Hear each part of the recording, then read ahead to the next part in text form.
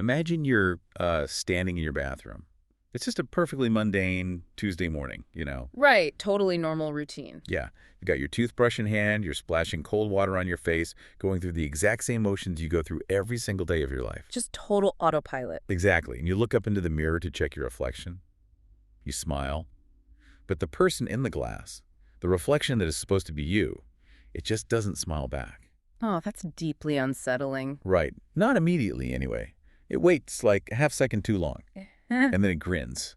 I mean, that is a complete fracture of reality right there. We implicitly trust that light bounces back instantly, you know? Yeah, it's basic physics. Exactly. And when that fundamental law of physics is violated in our most private spaces, the human brain simply does not know how to process it. And tracking exactly how a human brain processes that impossible violation is our mission for today's deep dive. We are examining this massive stack of sources. We're talking personal journal entries, police reports, historical archives. It's a really comprehensive collection. It really is. And it all documents the experiences of a 16-year-old girl named Riya. Her family had recently relocated to this sprawling colonial-era house on the outskirts of Pune. Which seemed like a steal at the time, I'm sure. Totally. But what starts out as a seemingly fantastic real estate deal unravels into this terrifying chain of events. Yeah. And it's all triggered by one single antique object. It is an remarkable set of documents because it gives us a front row seat to the collision between human psychology and, well, something entirely inexplicable. Yeah, so we are going to reconstruct Ria's timeline today, starting from the very first easily dismissed anomalies all the way to a climax that just completely shatters any logical understanding of the world. I'm ready. Okay, let's unpack this. Yeah. We really need to establish the baseline of this house in Pune first. Yeah. Because even before the main event, the source material paints a deeply unsettling picture. The environment itself was already hostile. Yes. The journals describe the house having this faint, damp smell that just lingered, even on boiling hot afternoons. And the old wood was constantly creaking. And the plumbing, too, right? Yeah, the pipes would literally scream when the hot water was turned on. Just an awful shrieking sound. What's fascinating here is the stark contrast in how the family actually perceives those environmental cues. I mean, it is a textbook example of normalcy bias. Yeah, absolutely. You have Ria's father, who looks at the incredibly cheap price tag of this massive house, and he immediately begins rationalizing the sensory data to fit his narrative.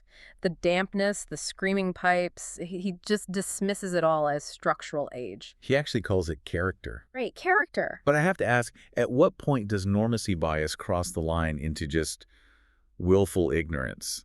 I mean, if I move into a house and it smells like a crypt and screams at me, I'm not calling it character, I'm calling a realtor. Well, you say that now from the safety of a recording studio. Fair point. But think about the last time your car engine made a terrifying, really expensive-sounding rattling noise on the highway. What did you do?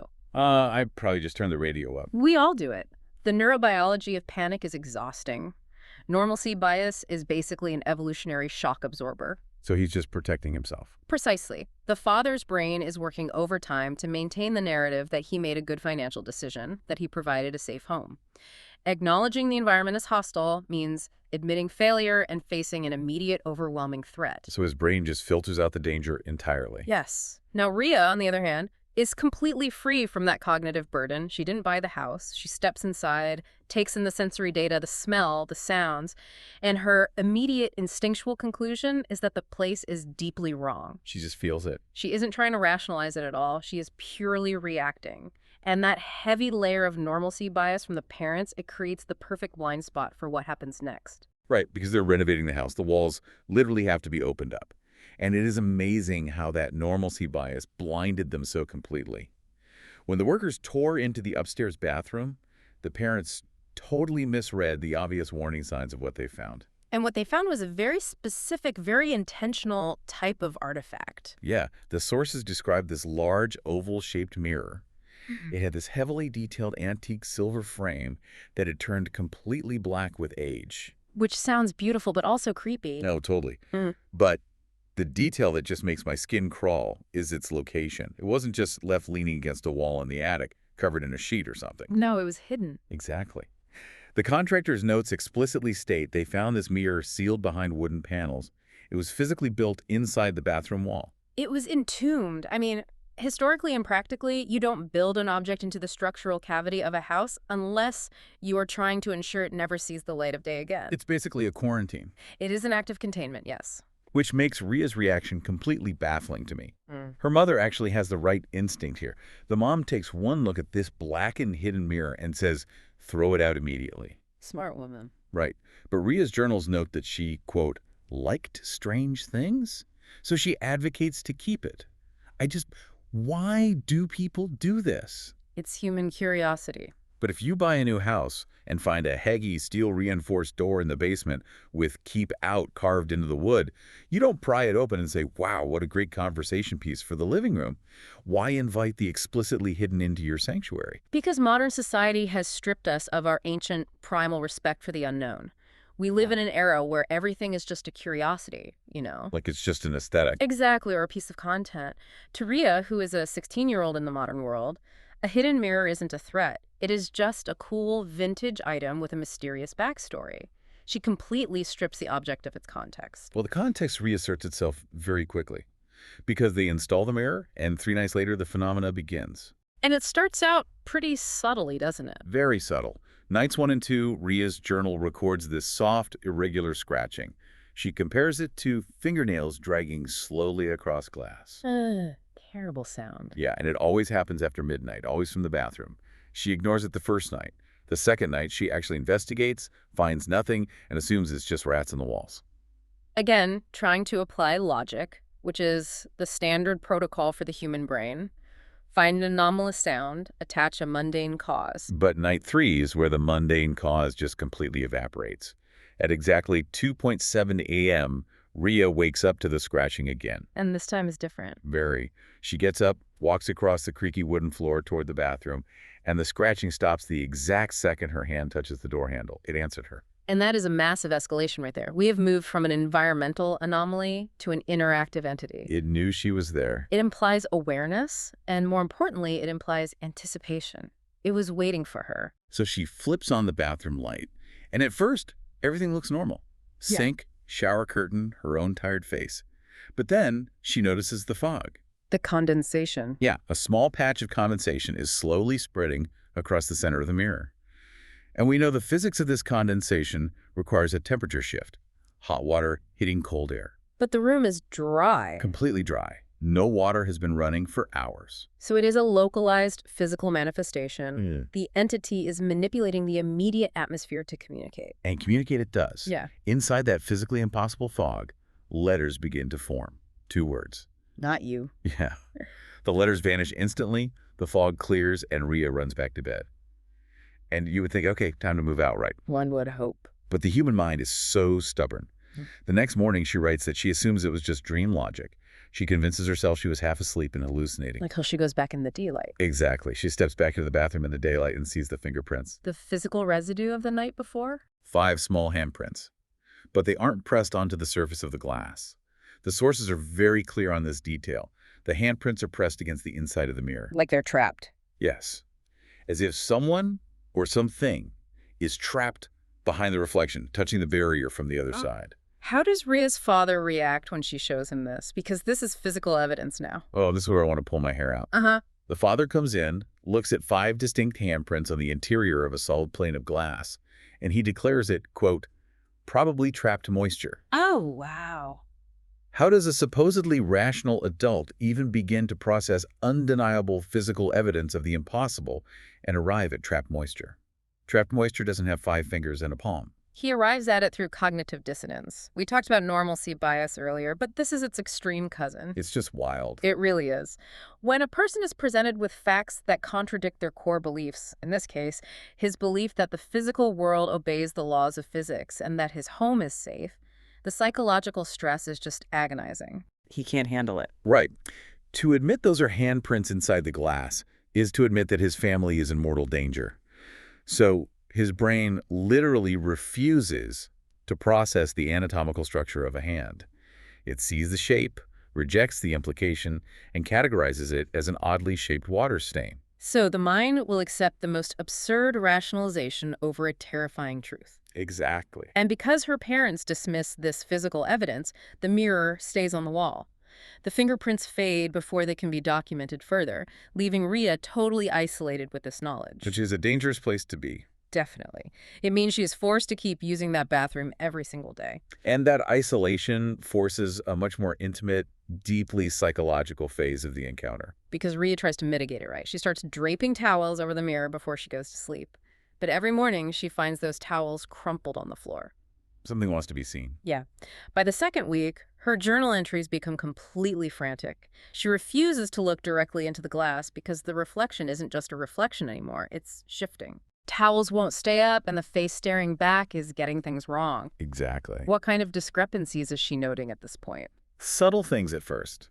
Her reflected posture is slightly wrong. The reflection blinks out of sync with her actual eyes. Oh, that's deeply creepy. It is, and it smiles when she is holding a neutral expression. We are firmly entering the territory of the uncanny valley here. I hear that term a lot, usually in relation to robotics or CGI. But what is the uncanny valley, really? Like, why does an out-of-sync blink cause such a visceral feeling of dread?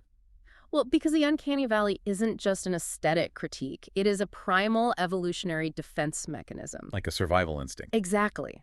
Hundreds of thousands of years ago, our ancestors needed a way to instantly identify a biological threat without having to touch it. Okay, that makes sense. If something looks almost human, but its movements are slightly jerky, or its skin is a bit too pale, or its facial expressions don't map to normal human emotion, our brain triggers an intense feeling of disgust and terror. It's warning you. Right.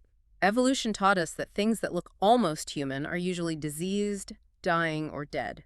It is your brain screaming at you to run away from a pathogen. Ria's brain is recognizing a predator wearing a human suit. And that human suit starts slipping. Yeah. Badly. One evening, Riya is brushing her hair.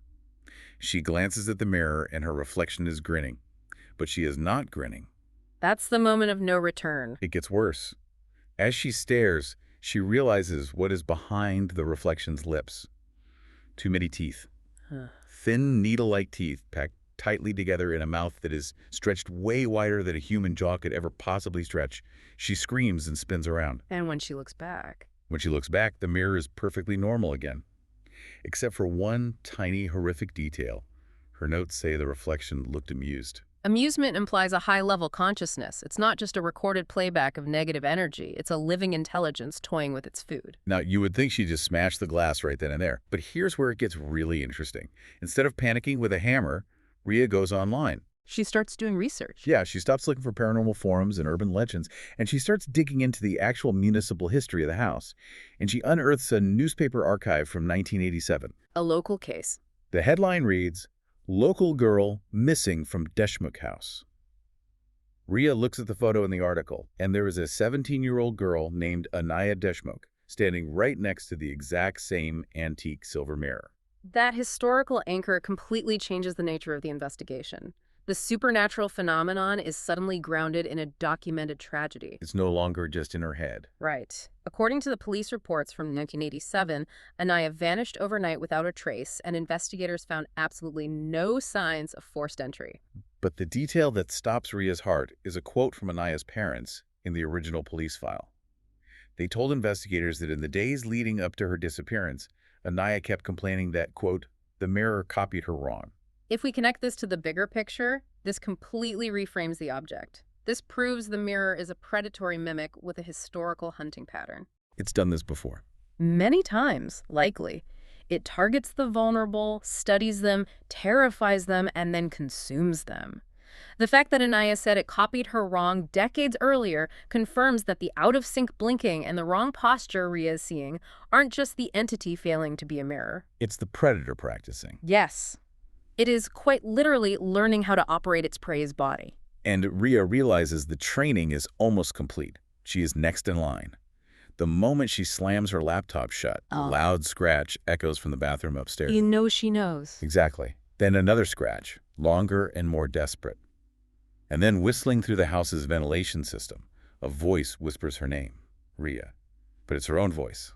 The mimic has perfected the audio. It no longer needs the visual barrier of the glass to torment her. This is her breaking point. She completely panics, and her father finally sees the absolute terror in his daughter. The normalcy bias fractures, and he agrees to get rid of the mirror. The next afternoon, professional movers arrive. They're up in the bathroom, and they carefully unhook this heavy antique silver frame from the wall. And this is the reveal that just changes everything. The twist. Yeah, they pull the mirror away, and there's another mirror built directly into the wall behind it. The contractor's addendum describes this hidden mirror as older, totally blackened, and covered in thousands of violent marks. It is the ultimate horrific realization.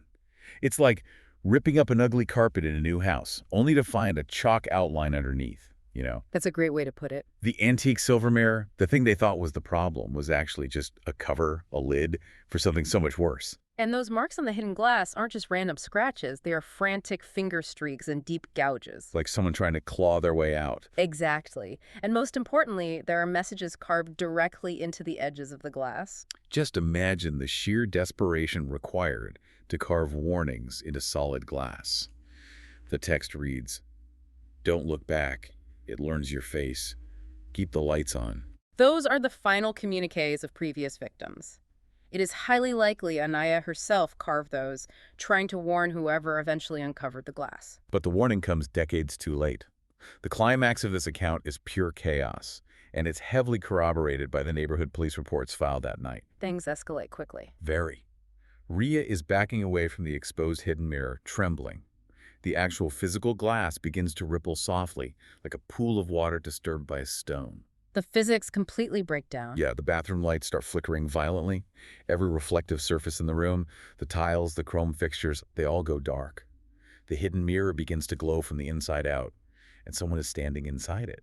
A girl. Yes. Thin, pale, with long black hair hanging over her face. She has her hands pressed against the inside of the glass, begging silently. Riya looks at her and realizes it's Anaya. The girl from the 1987 newspaper. But she's older now. She has been trapped inside this dimension, or this object, for decades. Which confirms the horrific mechanics of the artifact. It doesn't just kill, it captures. It is a holding cell. But she isn't alone in the cell. Something moves in the darkness behind Anaya. The journals describe it as tall, distorted, its body bent unnaturally as it crawls closer to the trapped girl. The predator. Anaya's screaming silently, pounding on the glass. The creature reaches her and it smiles. Its mouth opens impossibly wide, revealing those exact same rows of thin, white, needle-like teeth that Riya saw in her own reflection weeks ago. The mimic drops the human disguise. It shows its true biological form. And then the mirror explodes. The police reports note that every mirror and window on the second floor shattered outward. Which is completely inconsistent with blunt force trauma from inside the room. Exactly. Glass shreds the bathroom. Total darkness. Instantly, there is this incredibly fast, violent scratching moving through the walls of the house. The movers just bolt. I don't blame them. Riya's parents drag her down the stairs while the house erupts around them, doors slamming, the sound of something impossibly heavy crawling across the ceilings. It is a sensory overload. The entity has breached the containment. They flee into the night. When morning comes, the family returns with the police to find the upstairs destroyed. But the hidden mirror behind the wall is completely gone. Vanished without a trace. And how did the police handle that? Well, retreating into their own institutional normalcy bias, they blame the destruction on, quote, structural collapse and mass panic. Which is just the most convenient lie they could tell themselves. Right. And because the house is ruined and the object is gone, the family does what anyone would do. They assume distance is the cure. A logical assumption, normally. Yeah, they move away. A new city, a new modern apartment, no old houses, no antique mirrors. They believe they have escaped the nightmare. Which leads to the most tragic assumption of the entire account. It really does. Yeah. 3 months pass. Complete normalcy. Riya is standing in her new, modern bathroom, brushing her teeth before school. Yeah. Just like we talked about at the start of this deep dive. Right back to the mundane. She is looking in the mirror. And then her reflection blinks. Riya hasn't blinked. Slowly, the reflection smiles way too wide and whispers silently. Almost done. The physical location of the artifact never mattered. Riya looks down at the sink, and her final journal entry is just a gut punch. She writes that she looked down and realized her own teeth weren't human anymore. Oh, man. They were thin, white, needle-like. Right. But how's that possible? The mirror was destroyed months ago. It reminds me of how a biological virus operates. The virus doesn't just destroy the host cell immediately. Right, it takes over. Exactly. It sneaks inside, perfectly mimics the cell's RNA, and slowly rewrites the DNA until the cell belongs entirely to the virus. So the mirror wasn't a window to a monster, it was a pathogen. Exactly. We, like Ria's family, assumed the mirror was a physical trap that you could simply walk away from. But we ignored the warnings carved into the hidden glass. It learns your face. The incubation phase. Yes. The mirror was an incubation chamber. Escaping the colonial house in Pune was completely irrelevant because the entity didn't follow Riya to the new city. It had already begun the process of replacing her from the inside out. So all those subtle changes early on? The blinking, the posture, that wasn't the monster failing to copy her. That was the monster slowly rewriting her physical reality, molecule by molecule. By the time they fled the house, the infection was already terminal. Wow. So what does this all mean? We have journeyed from a dusty piece of vintage decor in a cheap old house to the complete usurpation of a young girl's biological identity. It's a terrifying escalation. It really shows how desperately our brains try to rationalize away the impossible, right up until the impossible has teeth. I mean, Ria's father ignored the warning signs because of his ego. The police ignored the impossible shattered glass because of their protocols. And humanity entirely ignored the fight of an eye to schmook. Yes, her warnings from 1987 were locked behind a wall until it was too late. It really highlights our ultimate evolutionary vulnerability. We trust our reflections implicitly. We believe the face in the glass is our own, an objective truth that grounds us in reality. We never question it. But this account challenges that fundamental trust. It leaves us with a deeply unsettling reality about what might actually be staring back at us when we look into the dark. And it forces us to ask one last thing. Yes, it raises a final, lingering question. Think about the ship of Theseus. If a perfect mimic learns your face, mimics your voice, and over months silently replaces your very bones and teeth, at what exact moment do you stop being the person looking into the mirror and start becoming the reflection looking out? That's going to keep me up, Tony. Yeah. Thank you for joining us on this deep dive. And next time you brush your teeth, keep a very close eye on your reflection.